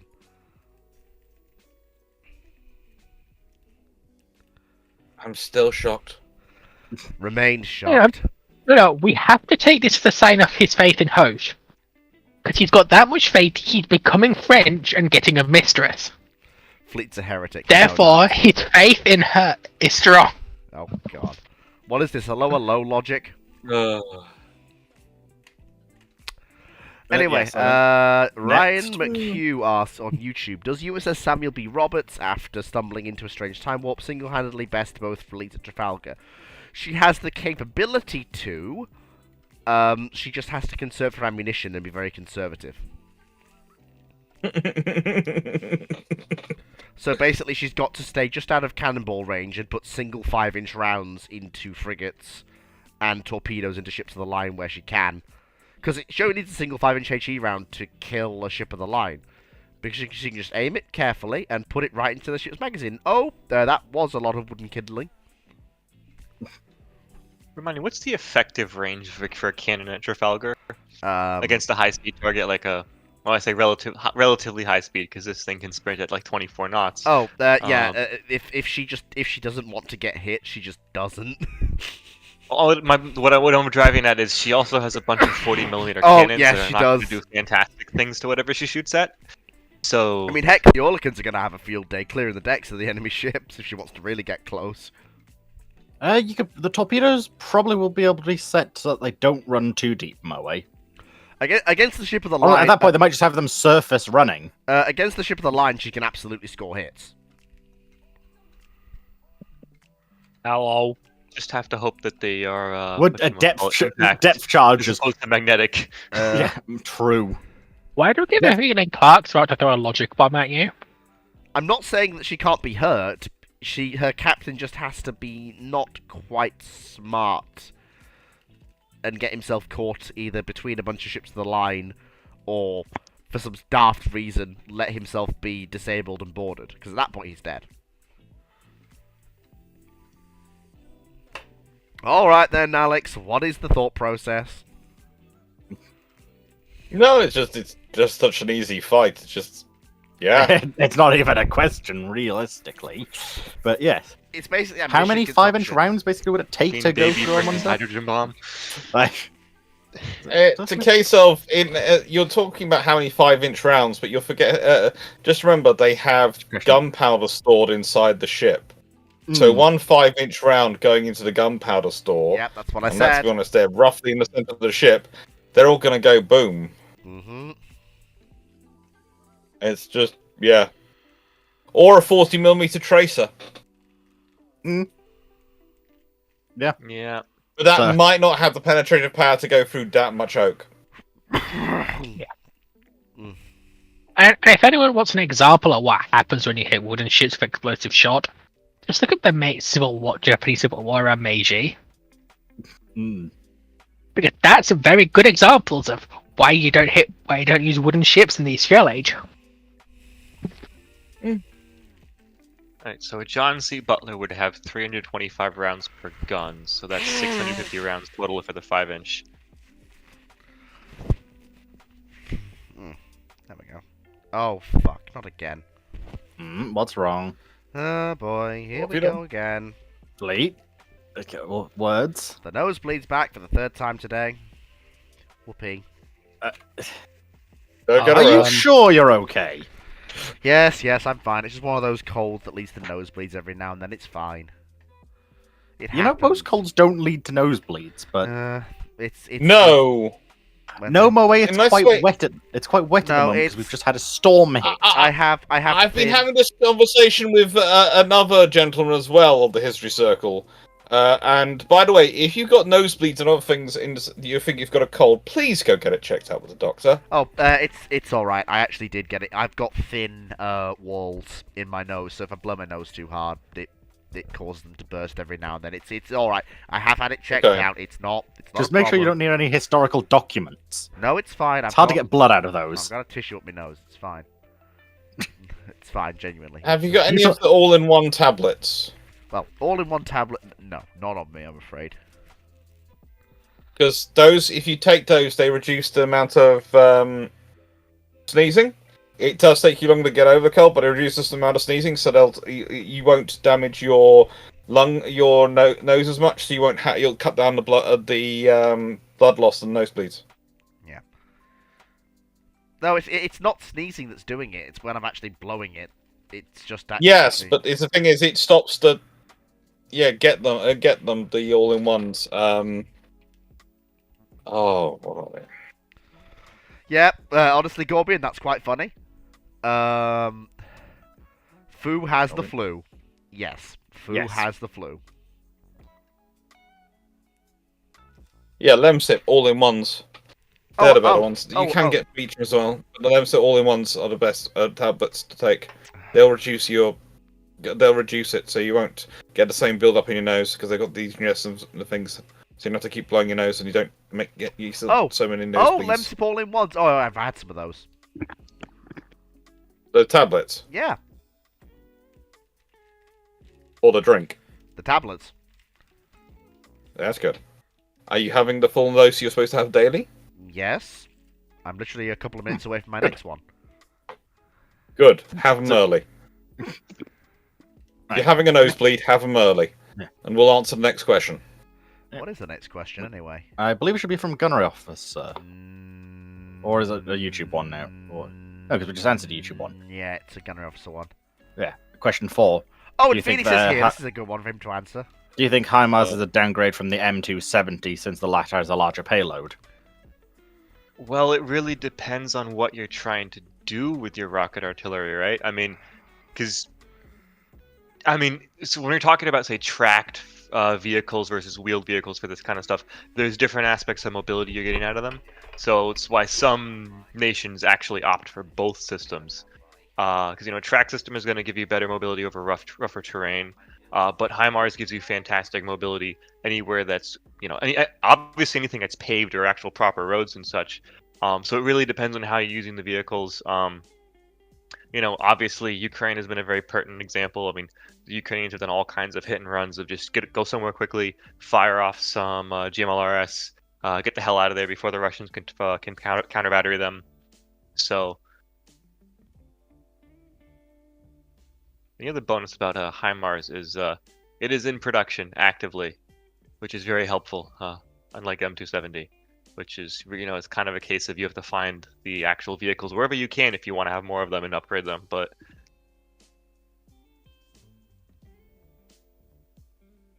yeah, like C-Dot is saying, Ukraine actually has both systems.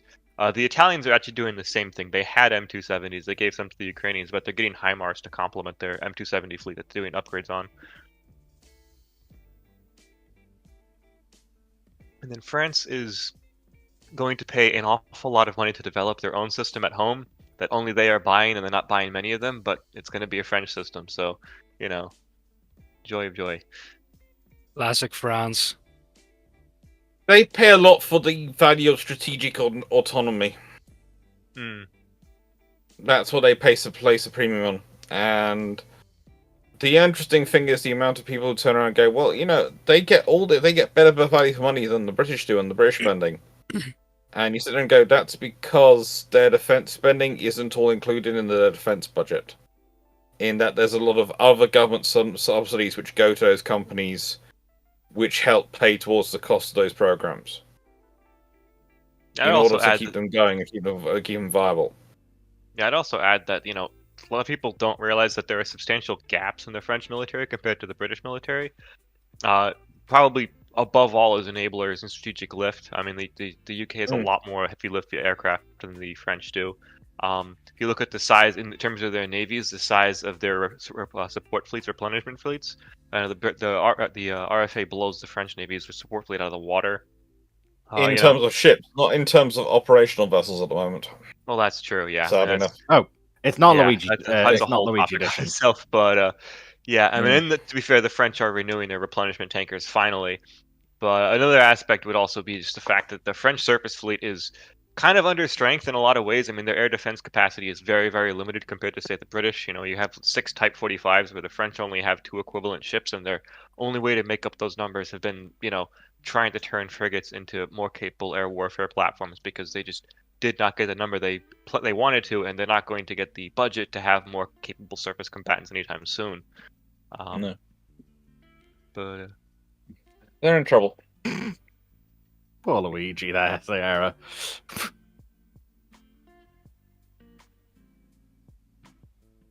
Who is Dragon torturing?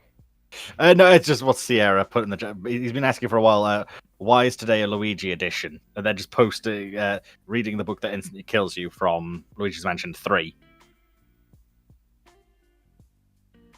Just poor Luigi. What's the next question? Whilst our good friend next and colleague, should- who we love to wind up, is currently dealing with his lurgy I believe medication. the next one should be, was the battle class destroyer HMS Trafalgar one of the ones you would not cancel?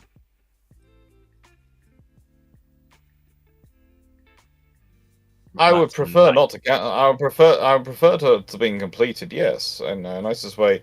The Trafalgar class, the battle class, were a pretty useful class of destroyers. The thing is, at the end, when they are cancelled, it's a case of, do we need them for the immediate scenario? And it would have actually probably been better to put the money into Darings, but they didn't build enough Darings. They cancelled the battles, and the tribals, of course, didn't survive long after the war because, frankly, there were 4 left and they'd been worked to death. The old phrase about turbinitis comes up with tribal class destroyers a lot, and that's usually because they've been overworked.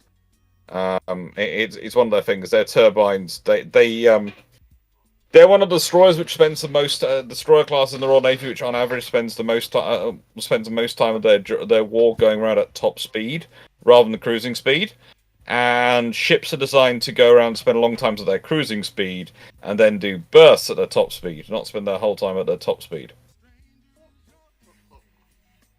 I'm guessing Battles, I'm going to guess the Karen weapon Fox. class fits into the same category the battles do. When it comes to the post the weapon class are rather an interesting idea. It's an idea of, we've got yards which can produce these emergency war destroyers, the C classes, which are the smallest destroyers we're building. We've got classes which can build the battles, which are the largest ones we're building. However, we've got some yards which can actually build a bigger ship than the C class. Oh, let's come up with the weapon class, which are going to be these intermediate ships. Yeah, they probably work in a scenario where Japan holds out and there's no nukes dropped and a war carries on for another 2 years in the Pacific. In that scenario, then the weapons could have been really useful. But in the scenario where the world it happened, it's massively inefficient to build a weapon class.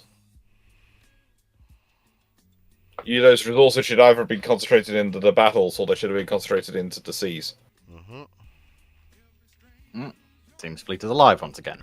Yes, I have had my pills, and I'm That's back. good.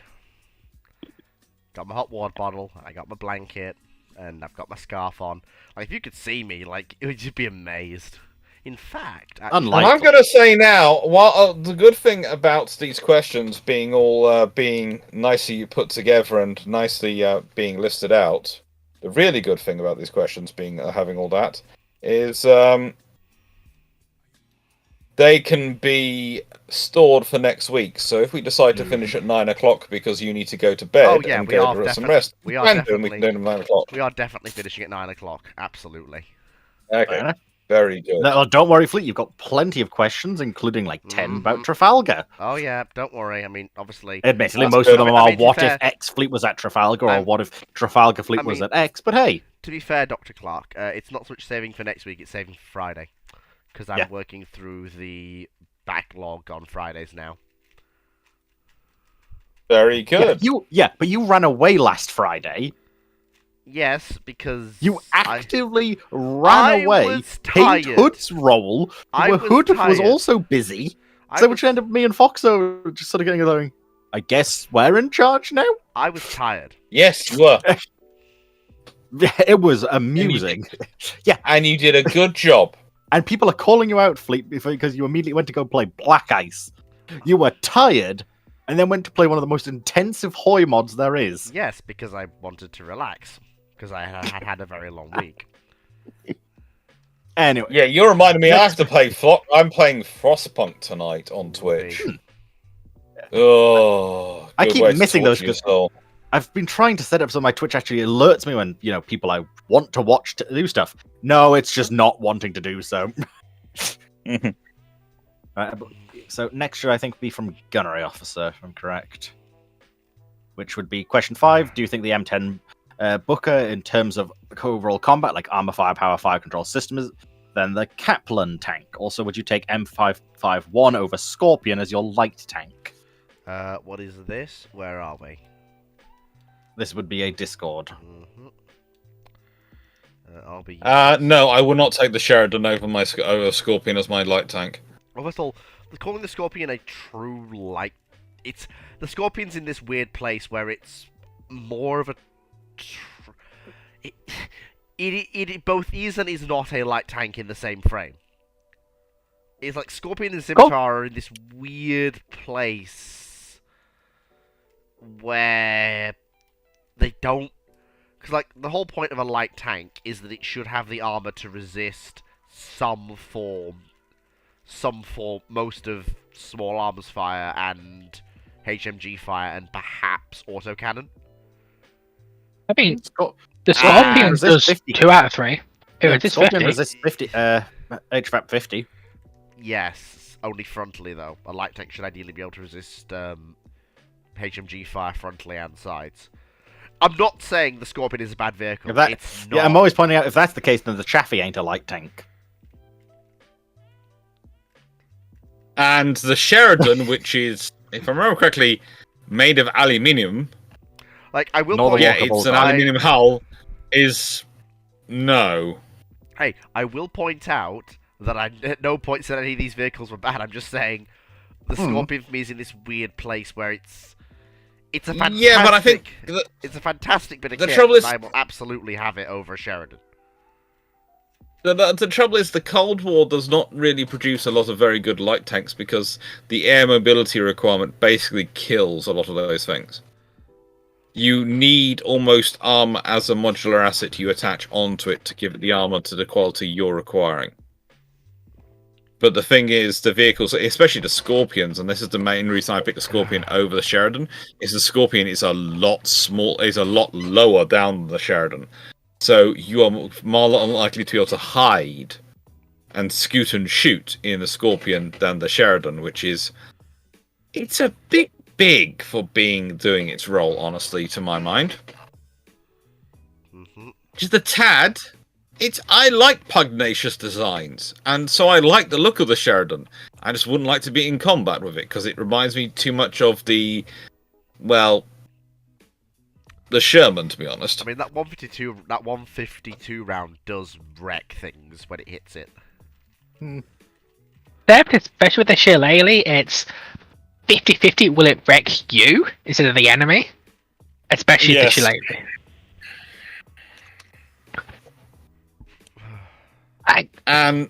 there's the fact that the whole full height difference when we're talking about them is the Sheridan is 2.9 meters, and that's on a good day. Yeah. That's not including other things. The Scorpion is 2 meters.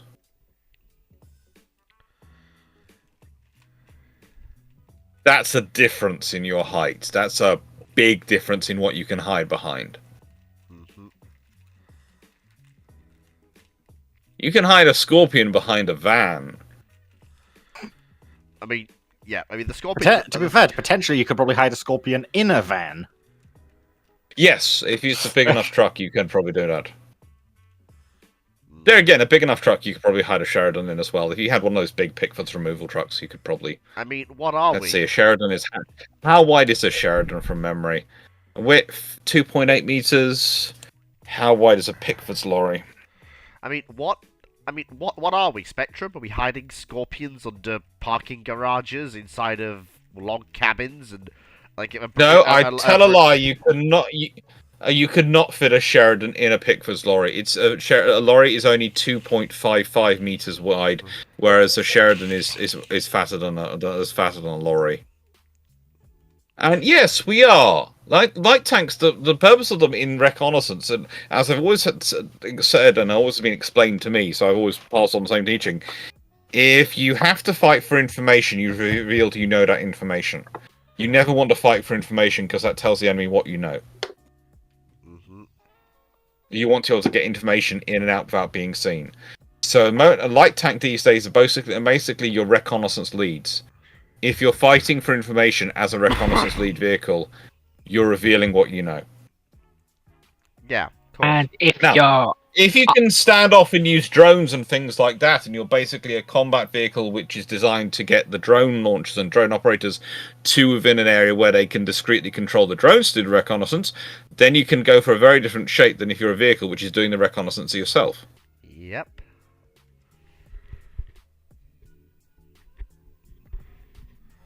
I mean, the one exception is the Americans.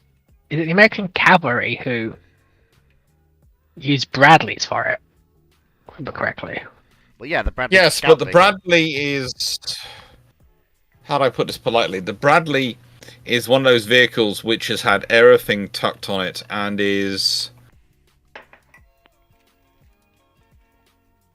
even bigger than the Sheridan. Yes, but it's very It's good. 2.98 meters. True, but it's very good at the jobs it does. It is very good at the jobs it does, but it does it a very different way than the Sheridan and the Scorpion attempt to do it. Because the Sheridan attempted to do a similar reconnaissance style to the Scorpion, whereas the Bradley, especially the cavalry, does a lot of hiding in place and letting the dismounts do the actual reconnaissance, or what I would call close reconnaissance. Yeah, and if Which shit- means it's actually more of a dismount situation, yeah, and then it tries to withdraw them quietly. I mean the Bradley can do eyes on if the terrain allows it to. And, the US do not just use the Bradley for their reconnaissance. They do have other assets as well they use. Indeed they do. Striker, and there's those lovely... Although they're always arguing if they've still got them on service, those lovely little buggies. Ooh, yes. They used to be really cool in micro machines.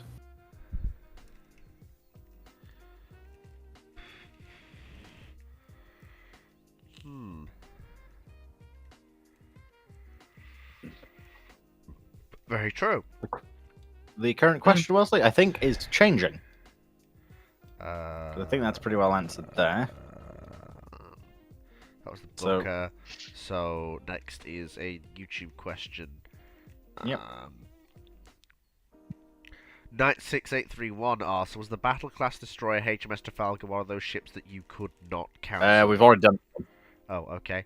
It's not accurate. Can you Knight61 asks, can you really compare the demise of HMS Juno to HMS Hood? What have the crew of Prince Eugen felt when they saw Hood blow up compared to what USS Helena's crew felt on seeing Juno blow up?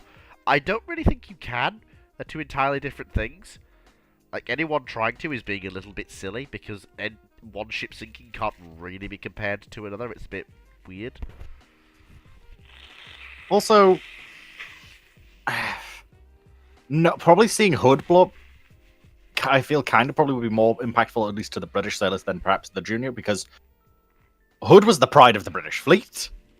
It's got quite a big important bit in British culture at the time, as I recall. Yeah, Junio is a Yeah. cruiser blowing up. It's the other interesting thing when you talk about F3s being built rather than F3 going the F3 design rather than the Nelrod design, because it would have meant that, especially a lot of the status of the battlecruiser role and the flagship of the fleet going around the world could have been shared more. The trouble is the Nelrods can't really share the role with Hood, so Hood's going around the world and Renown and Repulse are doing a backup, and they look great ships, but they don't match in with Hood. Nope. And it's one of the things of, because of that pressure, it's arguably one of the reasons why Hood is held off rather than Renown sent in for refit first, when theoretically with Hood being the one which is going to have the longest life expectancy after refit and the most space for refit, you would have thought she would have been the best case to go in for refit first. And also the least hull wear, the less hull wear of the two of the options, as she hadn't had wartime service. But no, they send in Renown first, and so Renown gets all the upgrades. It's one of those things of, if you had the F3s again, you probably would have seen Hood go in for refit earlier, as they would have been able to cover, and it would have been spread about the 6 ships of the Tiger, Renown, Repulse, Hood, and what are the F3s were called? Probably Nelson and Rodney still. But more than likely Nelson and Rodney still. This is the fun when people start going, oh, the Royal Navy are going to name ships with saint names and all this, and you go, no, it's admirals' names. They're not going for saint names. I know a few people were trying to... Sorry, go on. So there's always discussions of it, but it's a case of no. That smacks of popery, and the Royal Navy in the period we're talking about are still very, very interesting when it comes to anything that looks like it might be Catholic in idea, i.e. French. And Catholic, remember in the Royal Navy term, isn't code for a religion, it's code for French, Spanish, or Italian. So when they go, oh, that smacks of popery, or smacks of, it's basically shorthand for, that's Catholic, which is shorthand for, that's French, Italian, or Spanish. They did name their ships after saints. We're British. We don't do that. No. If you only have to look at how long it was prior to then that there'd been a St. George in service, the British did not like, the Royal Navy did not like saint names. And the St. David, St. Andrew, and then you're going to name a ship St. Patrick after the whole Irish independence, etc., 1917 issues in the 1920s. You're going to name a ship St. Patrick? They did name one Belfast. Yeah, there's a bit of a difference between Belfast and St. Patrick. Yes, just a small tad difference, and it's a cruiser, not a capital ship. And I can't wait for the HMS Sandwich. Yeah. In a public naming convention, that would probably be a thing.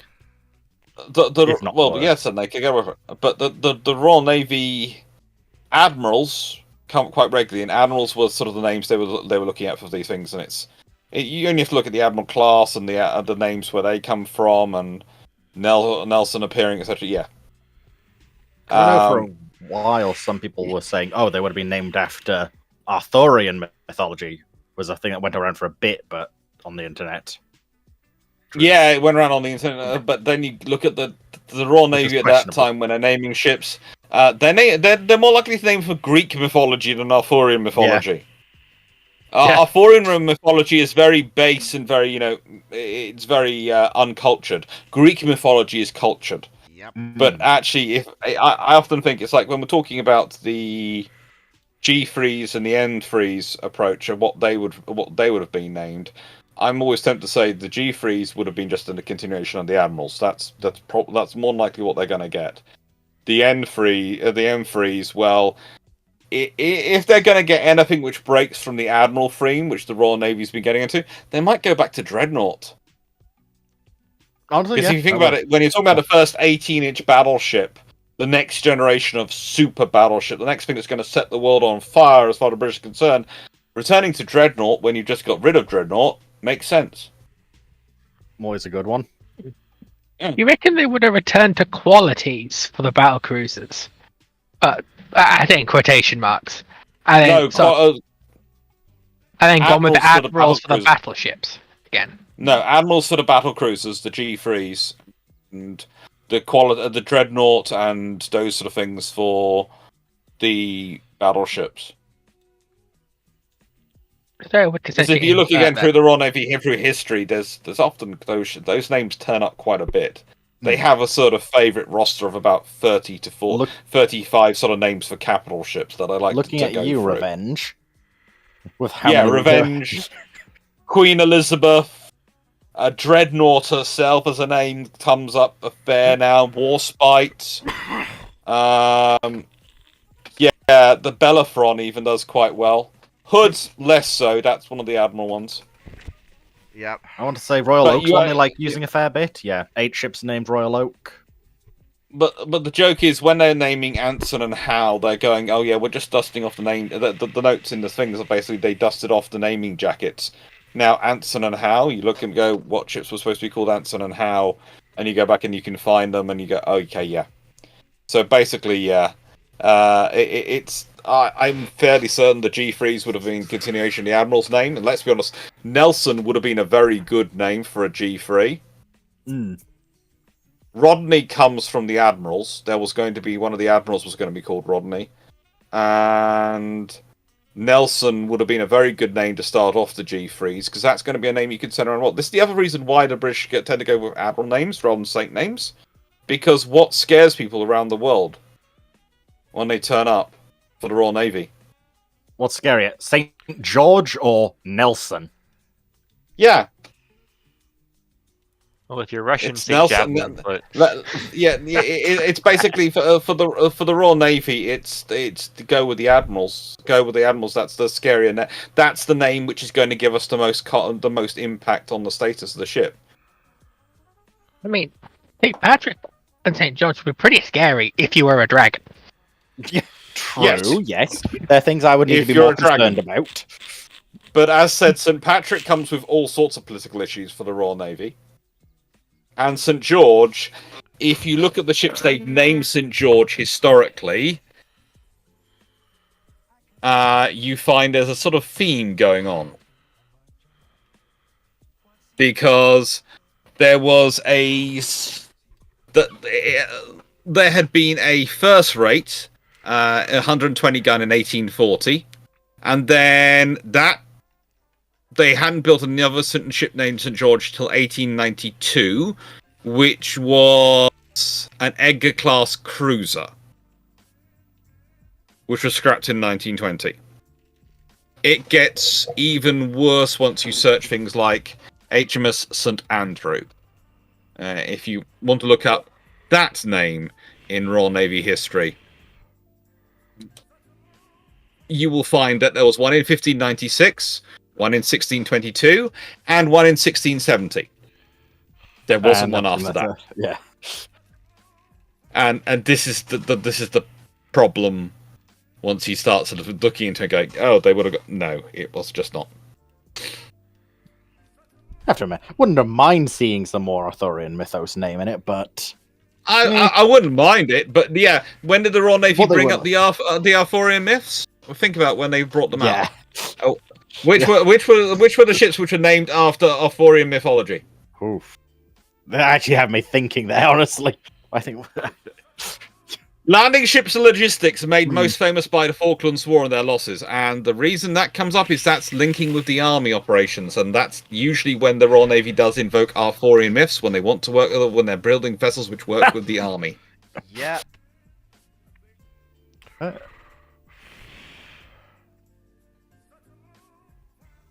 Oh, Lancelot was the one where the bomb failed to explode due to the hull timer. And okay, I was curious to see if one was actually named after Lancelot.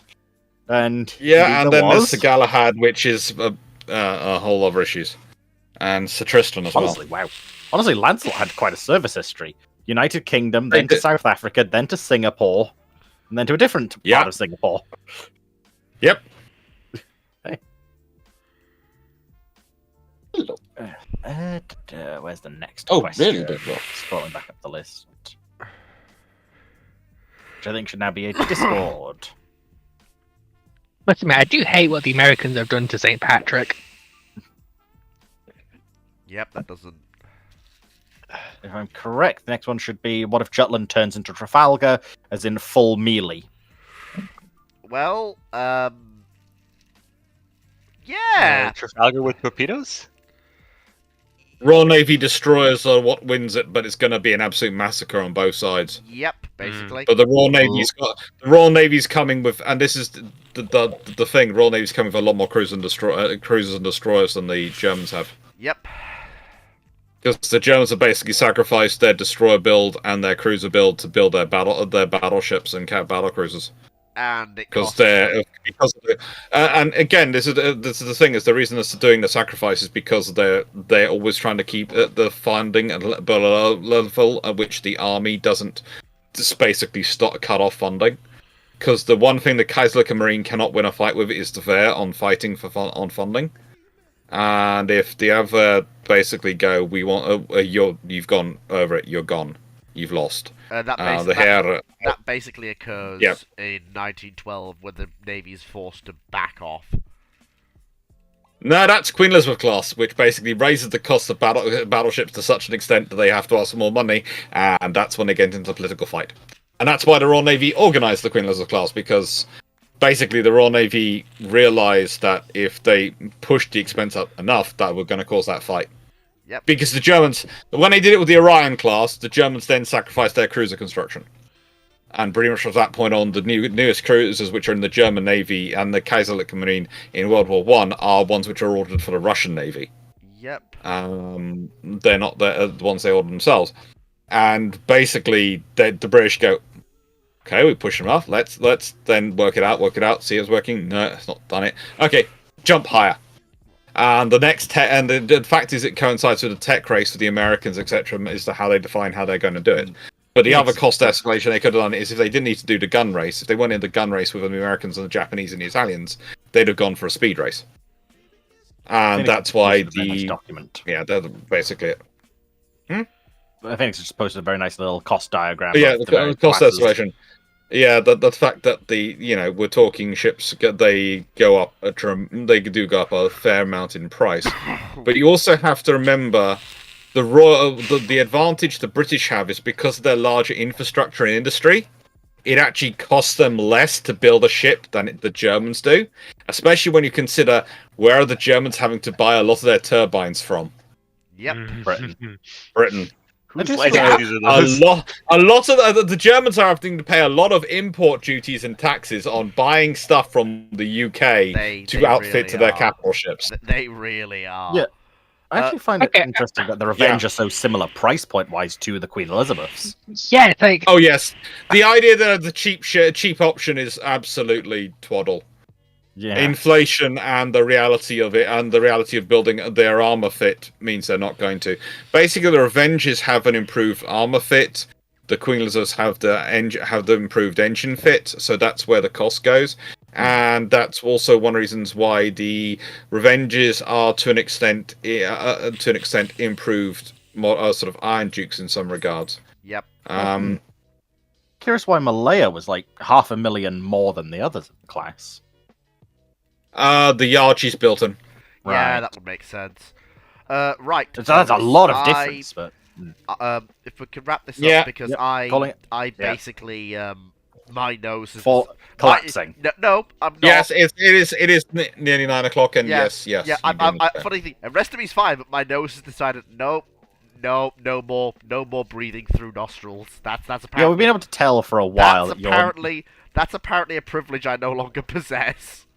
you've been sounding more and more like you're underwater to a degree, or sort of trying to desperately keep your head above. Glub, glub, So- glub. I am the submarine. Anyway, thanks everyone for coming. Obviously tomorrow is Rule the Waves. So don't miss that. Dr. Clock's already sighing his head. Anyway, thanks everyone for watching. I hope you've had a fantastic time. Obviously, don't miss Rule the Waves stream on Tuesday. On Wednesday, we've got the Empire at War stream because I forgot to record the episode this weekend. And on Friday, we have the catch-up for Ramblings. So don't miss any of that. Take care, folks, and I'll catch you next time. Bye-bye! Oh, remember to subscribe to Fleet's Patreon. He needs the money.